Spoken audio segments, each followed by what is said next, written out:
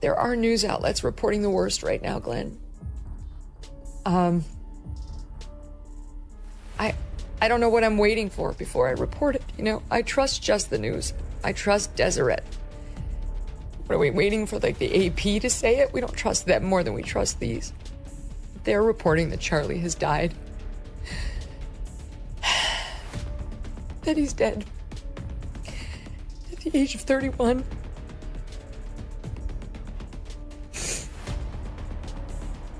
Which he would have to be if that video was real. There's no way he survived that. The only good thing is, it had to have happened quickly. Right. Right. If you see the video, you do not see any suffering. No. He appears to have been spared the horrific moments after that the girl on the Charlotte train wasn't, when she knew she was dying or she knew something terrible had happened. What if the most shocking part of an assassination attempt wasn't the bullet, but the tidal wave of chaos that followed? In a quiet university courtyard, a single gunshot aimed at conservative firebrand Charlie Kirk didn't just injure a man, it ignited a global firestorm. Instantly, the incident was ripped from reality and thrown into the digital arena, where reactions mutated from shock and outrage into a dizzying whirlwind of explosive conspiracy theories and political maneuvering. The fallout is spreading at an unprecedented speed, but here's the unbelievable twist that no one saw coming: the narratives being spun in the aftermath, the accusations being hurled, and the truths being buried might be infinitely more dangerous than the event itself. Stay with us, because what the world's reaction truly reveals about our fractured reality will force you to question everything you thought you knew. We can pray, God, that he survived this. Pray for his family, pray for his children, his 2 young children, and ask ourselves what our country is coming to. How does this happen? How does somebody whose only job is to comment on political matters wind up a target for an assassin? This is the United States of America. We have commentators, we have provocative commentators. This is what we've been doing since the dawn of time. What was supposed to be a routine, albeit contentious, campus-speaking engagement at Utah Valley University devolved into a scene of sheer terror in the blink of an eye. The atmosphere, already thick with the tension of political debate, was shattered by the unmistakable crack of a single gunshot. Conservative activist Charlie Kirk, founder of the influential Turning Point USA, had just begun his address in an open-air courtyard when the shot rang out, sending a bullet his way and transforming the event into a scene of panic and confusion.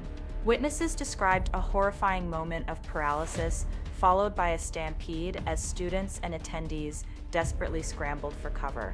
Within minutes, law enforcement swarmed the area, apprehending a suspect as federal agents began to descend on the campus. This was no longer just a local incident. It was a national flashpoint. Kirk is far from an ordinary commentator. He's a central figure in the MAGA movement, with a colossal social media following, making any threat against him a declaration of war in the eyes of his supporters. And the shockwaves were about to be felt in every corner of the country. Videos, the less dramatic one, it is after the shot is fired. You see people running for their lives, clearly absolutely terrified. But the more significant video that is there is one in which you see Charlie Kirk speaking underneath the tent on the campus, outdoor event. You hear one shot fired. Now, when I first played that video and heard the shot, it struck me that it was a high-powered rifle. I consulted with one of our security experts here. His feeling is the same, that it is also a single shot from a high-powered. The digital world erupted almost immediately, with reactions flooding in faster than news outlets could verify the details. Political networks, social media feeds, and cable news channels were instantly consumed by a firestorm of debate over the escalating hostility surrounding political figures.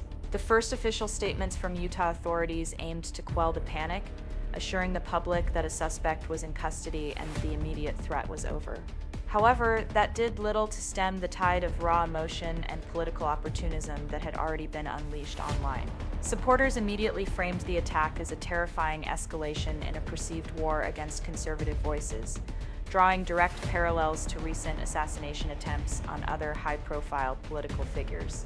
Within hours, hashtags like #JusticeForCharlieKirk were trending globally, transforming a localized act of violence into a powerful national rallying cry for his base, and signaling that the battle over the narrative had only just begun.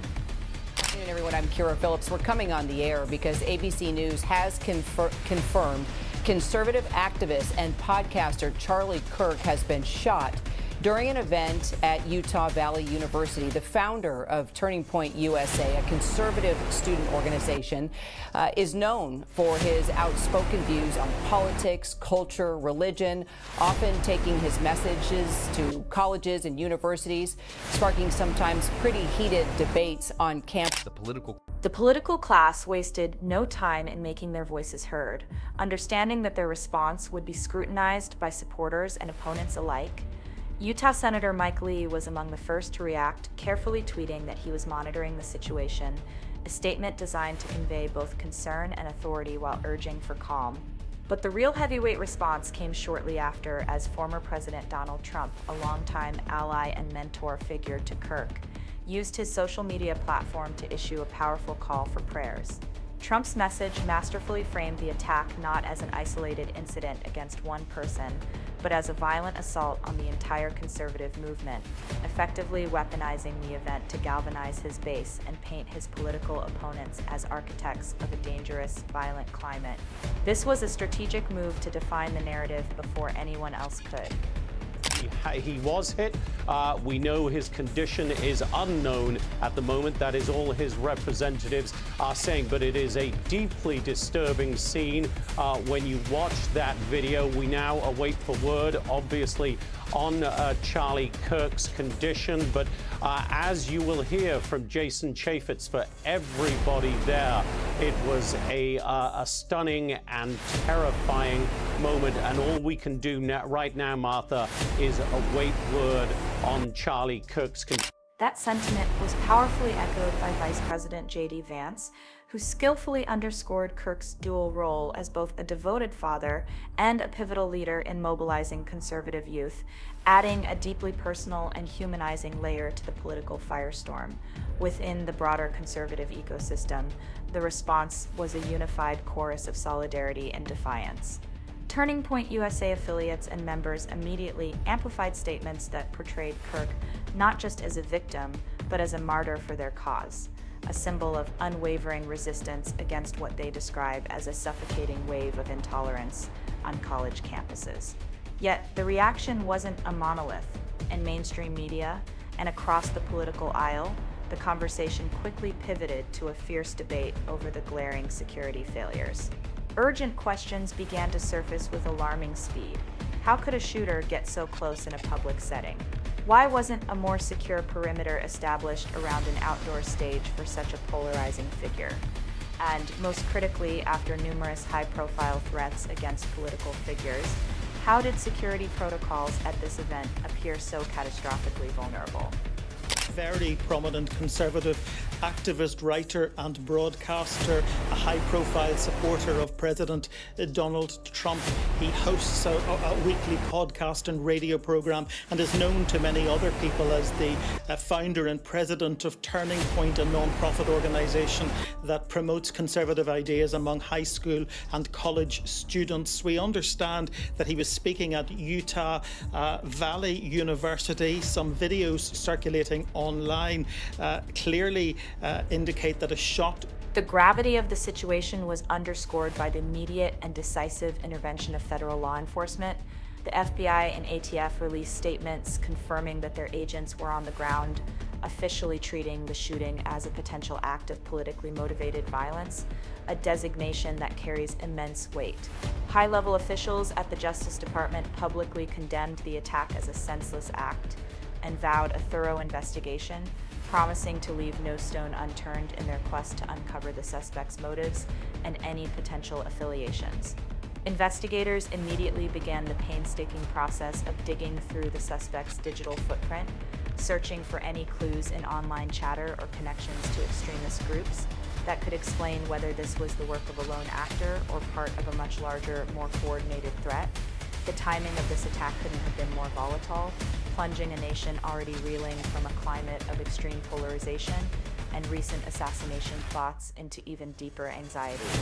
For many, this felt like a terrifying tipping point, a sign that political violence was becoming a horrifying new normal. An ex-post from the president himself, Martha, which I'll read to you now. President Trump says, "We must all pray for Charlie Kirk, who has been shot. A great guy from top to bottom. God bless him." On the campus itself, the aftermath was a scene of surreal chaos and lingering fear. Students who had gathered just moments before to hear a speech were now giving frantic interviews, describing the instantaneous shift from academic discourse to a desperate fight for survival. One moment, Charlie Kirk was at the podium.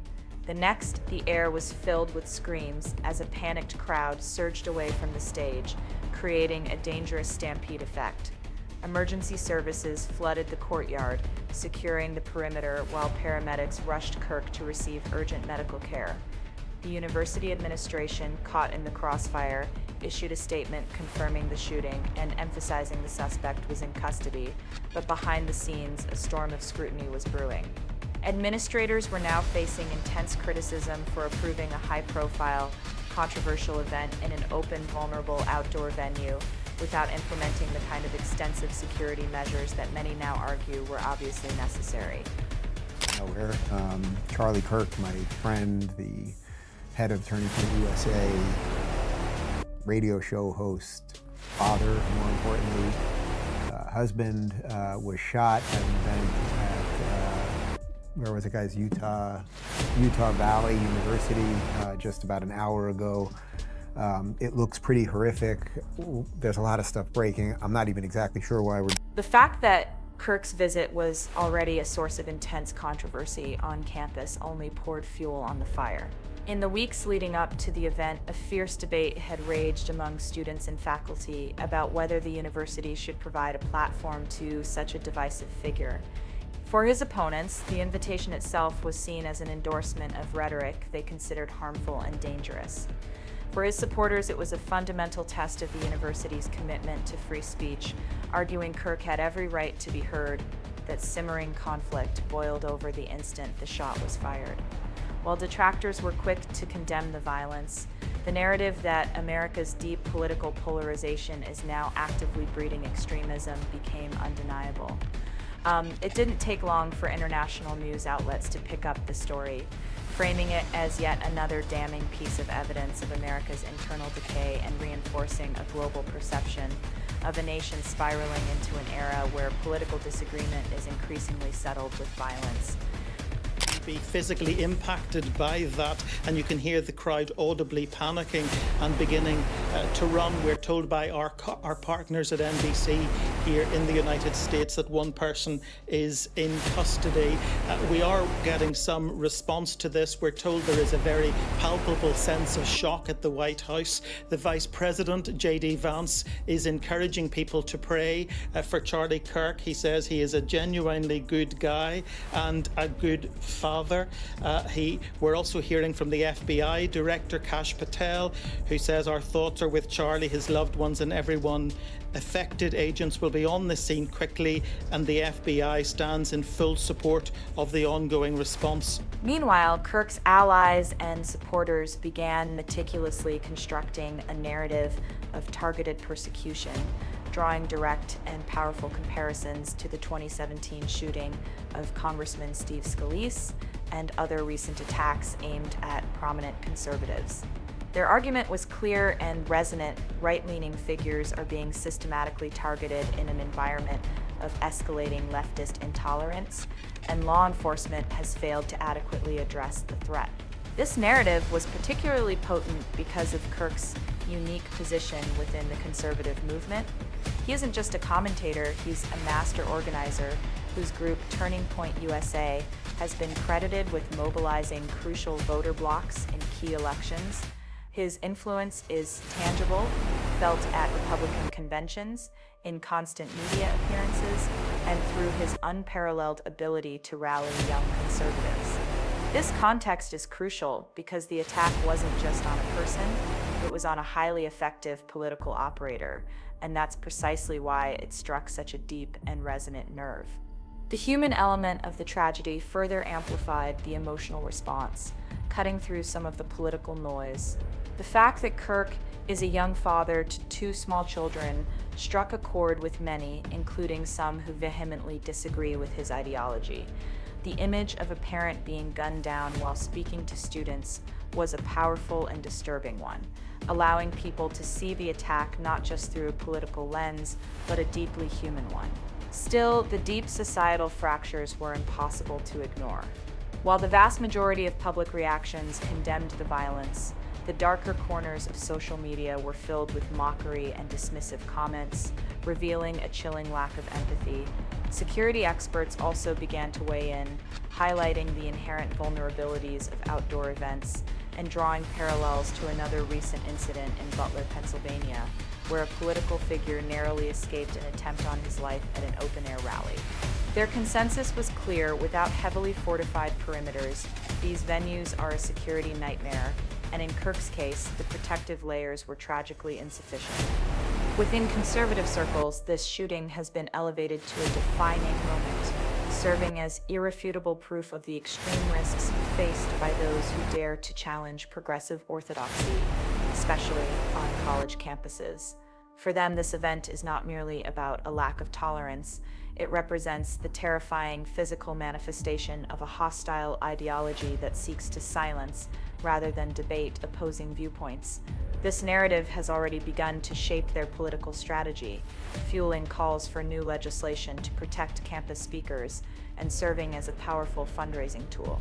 The incident has been transformed from a criminal act into a cultural touchstone, a symbol of their struggle against what they see as an increasingly dangerous and intolerant left.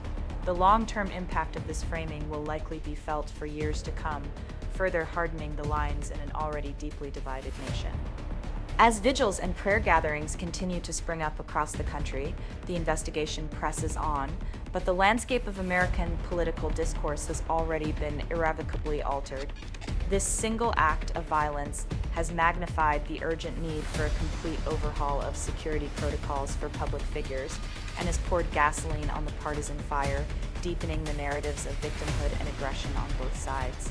It raises profound and unsettling questions about the future of free speech, public safety, and political tolerance in a nation that seems to be losing its ability to disagree without resorting to violence. What started as a university event designed to provoke discussion has instead left an entire country grappling with its own reflection in the aftermath of a gunshot. The world is watching, and the echoes of this moment are a chilling reminder of how fragile our civil discourse truly is. If you found this breakdown insightful, please give this video a like, subscribe to the channel, and be sure to click that notification bell so you never miss an update.